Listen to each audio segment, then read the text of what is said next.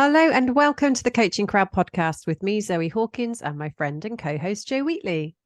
Hi, everybody. Today we are talking about the topic of facilitating client growth. And the reason that we're talking about this is that coaching is all about facilitating client growth, so much so that it is one of the core coaching competencies, certainly for the ICF, and it is covered in the core competency frameworks of the other coaching bodies. So we thought it deserved a podcast of its own.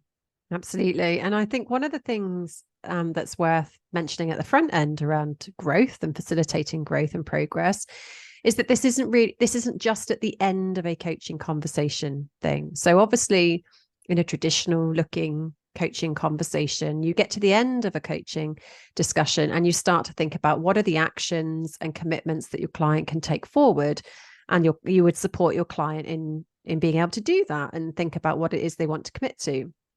But progress and growth for us is a continual process throughout both a single coaching conversation and a coaching relationship. And I think that's just important to notice, because if you save all of your facilitation of progress and growth to the end, you're actually not necessarily fully supporting your client to notice all the different places that they are making progress and being able to connect in with that. And sometimes it can feel like a lot of pressure for the client, can't it? At the end of a conversation, if you're bombarding them with questions about it, and especially if you've got a client that is a reflector. Whereas if you embed questions just more naturally in the conversation as you go through, I think it's often easier for the client to kind of just do it, have a little realization, think, oh yeah, actually I am making progress, so this feels good. Yep, let's keep going. I can do this. It does help to build that momentum. Yeah. One of the questions I really like to ask my clients throughout a coaching conversation is that, what are you learning so far? Or what are you taking away so far that's valuable here? And that does a couple of things. Like for me, it creates a pause in the coaching conversation to be able to make sure I'm still in alignment with my client. So I'm sure you've had it before, Jo, where you'll be working with clients and obviously you've got a clear goal from the outset, and then you open it up to discussion and you get like five or six different avenues that you could go down to support your client. And the danger often is that the coach makes the decision around which of those avenues would be most valuable. Whereas I think when you check in with your client around, I hear you've got this goal, and I hear you've shared all these different things, like what's been valuable so far for you here, they'll be able to tell you. And that is going to help you to co-create where you go next in the conversation. I think for new coaches, it stops the new coach getting overwhelmed with all of the information that's coming in and feeling that sense of responsibility to need to support your client in the right way. So when you're checking in with your client, you are building rapport and you're co-creating that relationship and making sure that that responsibility for the progress is firmly in the hands of the client. You are there to be able to facilitate that. And that comes through the forms of questions that would be categorized as presuppositions. So when you ask a client, what have you learned here? The assumption, so presupposition is an assumption that's embedded into a question. So what have you learned here? The client has to accept they've learned something in order to be able to answer that question, or they might choose to reject it, but they have to at least consider that as part of the process. And sometimes when clients come to coaching, they will say, I want you to hold me accountable for X, Y, or Z. And you'll see some coaches that are accountability coaches. But if your approach to coaching is more that the client is responsible for their results, asking these questions are like, how will you hold yourself accountable for the progress that you make? Is again, it's just keeping in the front of the client's mind, yeah, I actually need to do something as a result of these conversations, or recognizing the progress that they are making in the shift in their thinking or their feelings, or the decisions that they're making about actions they're going to take afterwards, which can be significant progress for them. I mean, one of the things that we often talk about on the programs that we facilitate is how your own need for progress can come in to the coaching space. This comes up in supervision a lot. So we will hear coaches come to supervision and share perhaps some of their secret frustration that their client isn't making progress, or their concern or worry that they aren't facilitating the progress and the client isn't getting the results that they would want to have. And there is this line between how much of that need for progress is your own as a coach.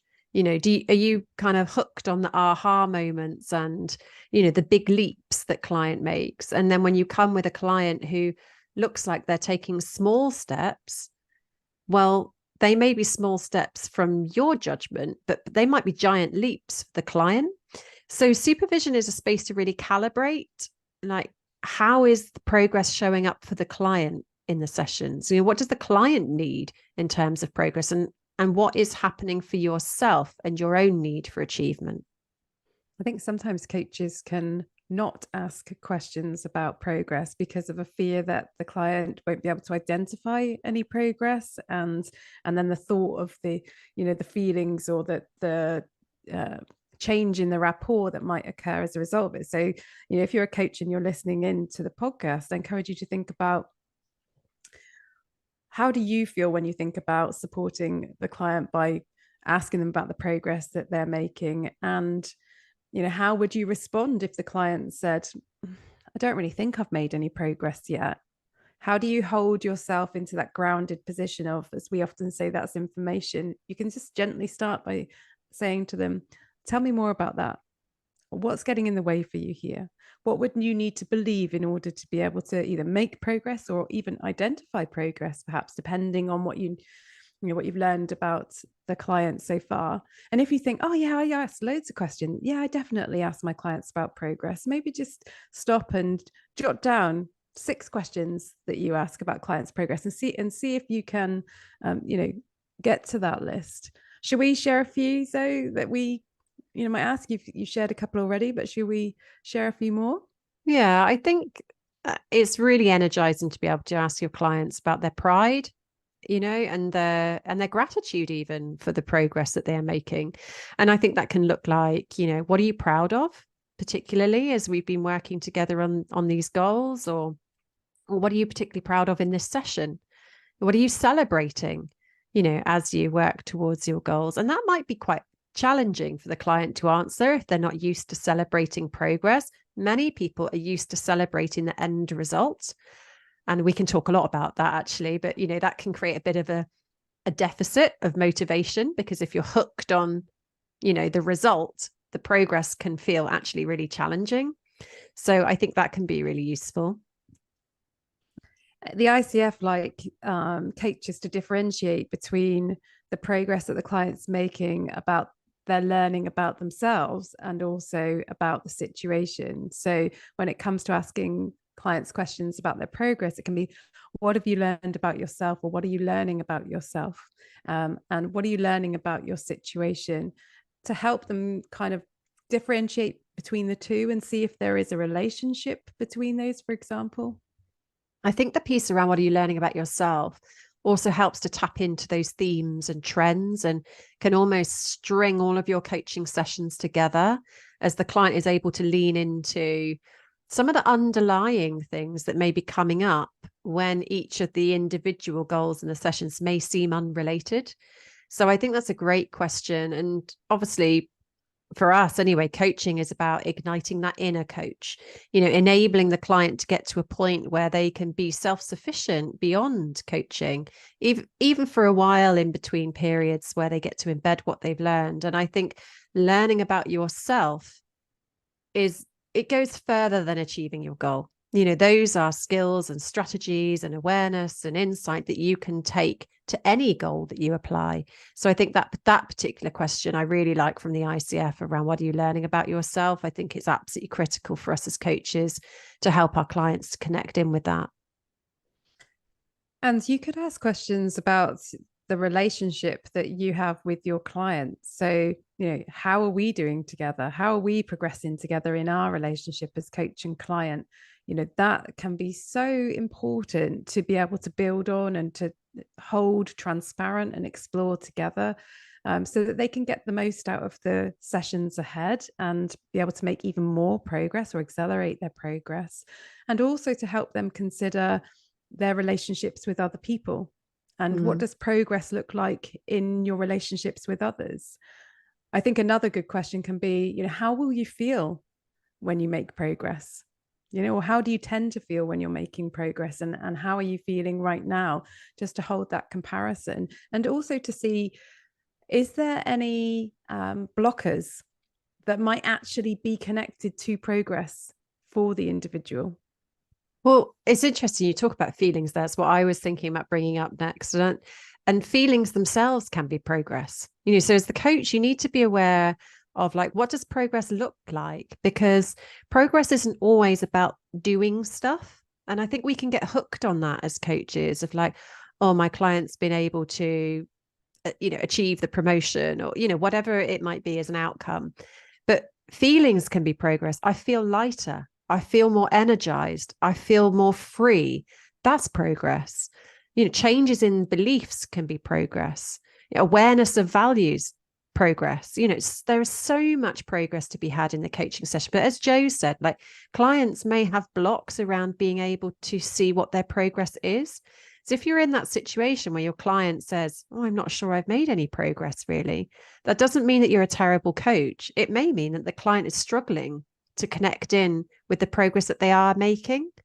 And that's when you can facilitate, a range of these questions. Well, how are you feeling at the start of the coaching compared to how are you feeling now? What do you notice about that? There's lots of different doorways to be able to explore progress.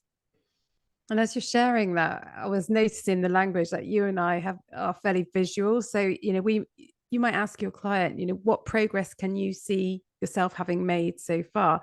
Well, if your client is not a visual thinker, that question might not even make sense to them, like not land at all. So making sure that as the coach, you're adapting your language around exploring this area to match your client's language is really, really important. Yeah. And coming back to what we said before around achievement. So I think I would have been the client who would struggle to have been able to see progress. So that would have been a block for me, because I have this value of achievement. It's a strong driver of mine. And achievement for me used to be the finished article. And so when you think about facilitating progress conversations with your clients, you can also sometimes discover new insight and awareness just through facilitating progress, which can enhance the progress that the client makes again. So it's a valuable part of the coaching conversation, not only to help your client to connect into the value that they're getting from the coaching, but it's also about raising the self-awareness and the journey that they're on as a whole. I think it also can, holding space for the discussions or the review of progress at different points in the coaching session and also overarching program, can help the client to connect into those short, medium, and longer term progress markers that they might have. Because also at the end of a coaching program, we're helping our clients to future pace and to think about, okay, where was I at the beginning? Where am I now? What's more for me to do? What am I motivated to do moving forwards? What support do I need around that? So what is the progress I want to continue to make in this area over the next 6 months, for example? And what support needs does the client have in order to help them achieve that, beyond being with the coach? Because the coach is not the only support figure or element in the client's life, hopefully. Yeah, I think there's lots of different ways that you can ask about progress and lots of different places where it's valuable in the session.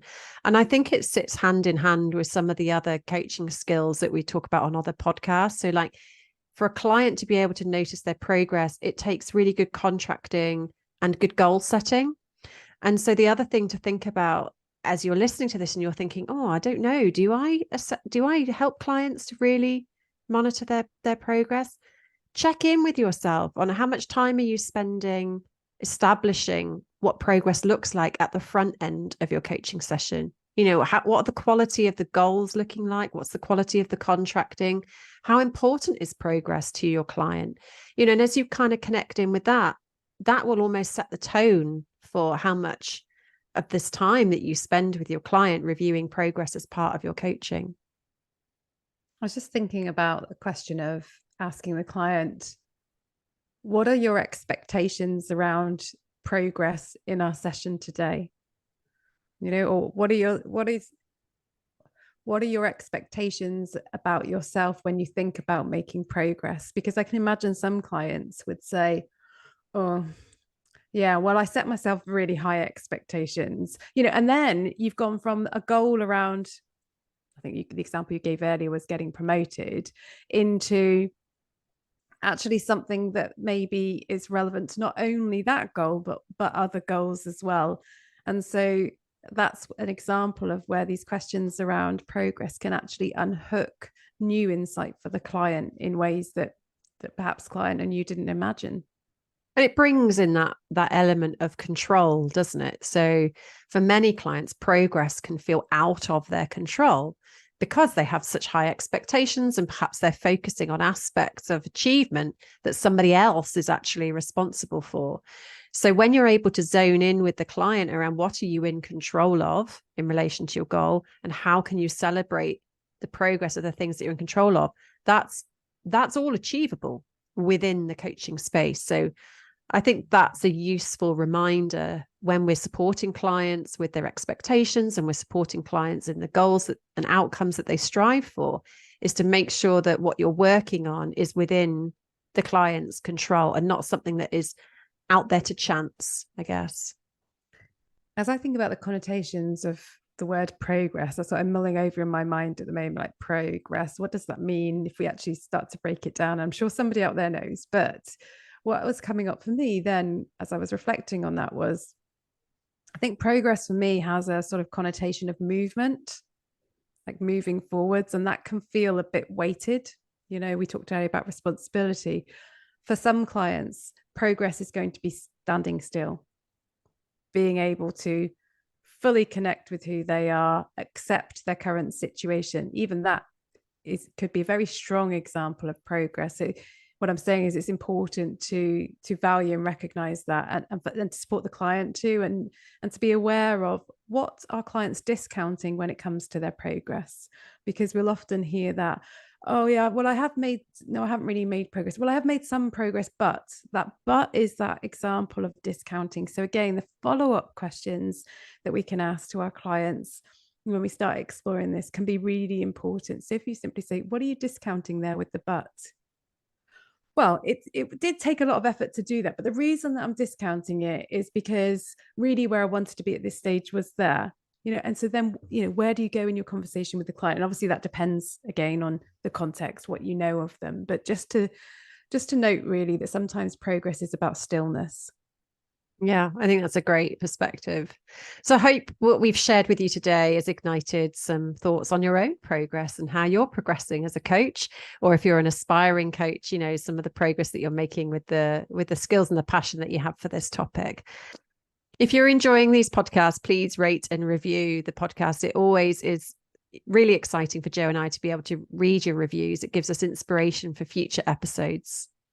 And if you're interested in some of the emotional elements that we brought in today's podcast, you might want to check out our emotions coaching practitioner training that you can visit at igcompany.co.uk/emotions coaching.